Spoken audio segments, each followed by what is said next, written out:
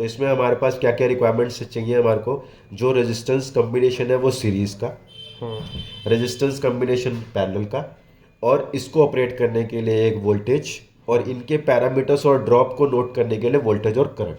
तो सबसे पहले हम लोग स्टडी करेंगे सीरीज कम्बिनेशन। सीरीज में आपने क्या करना है कि यहाँ पे हम लोगों ने 0 से 10 वोल्ट की एक वेरिएबल सप्लाई लगाई हुई है। इसको रीड करने के लिए आपने एक रेफरेंस पहले मीटर के साथ कनेक्ट करके एक वोल्टेज सेट कर देनी है। सपोज करो मैंने 5 वोल्ट सेट कर दिया, राइट। अब एक्सपेरिमेंट किट को ऑफ कर देंगे, अब इसको छेड़ेंगे नहीं इस नोब को। अब अगेन हम लोगों ने क्या करना है, ये सर्किट कंप्लीट करना है। सबसे पहले करंट मीटर की जगह करंट मीटर कनेक्ट कर देना।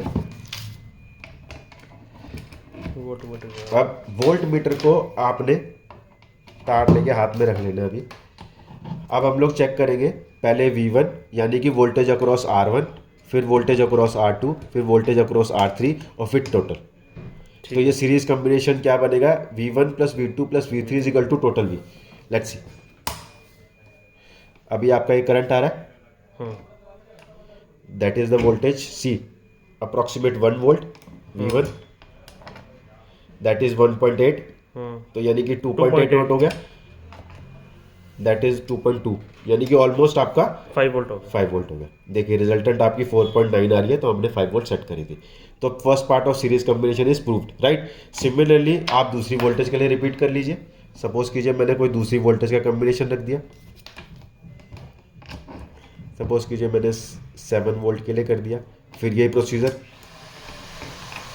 V1 V2 V3, ठीक है। तो टोटल को आपने नोट कर लेना है। अब आप इससे आप रेजिस्टेंस भी वेरीफाई कर सकते हो। वो कैसे करोगे, जो पर्टिकुलर वोल्टेज और पर्टिकुलर करंट आ रहा है उसको उससे डिवाइड करो तो सेम वैल्यू होनी चाहिए, ओम्स लॉ लगा। ओम्स लॉ की कॉम्बिनेशन से, ठीक है जी। ठीक है, ये तो हो गया जी सीरीज कॉम्बिनेशन आपका। अब आ जाते हैं पैरेलल पे। पैरेलल के केस में भी क्या करना है, सप्लाई दोनों की कॉमन है। अगेन वही हम लोग प्रोसीजर को रिपीट करेंगे। सप्लाई को आपने पहले 5 वोल्ट पे फिक्स कर देना है,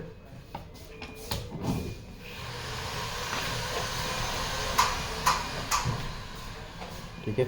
अब अगेन इसमें कॉम्बिनेशन पैरेलल है, यहाँ तो वोल्टेज क्या हो रही थी, सीरीज में जाते जाते ऐड हो रही थी।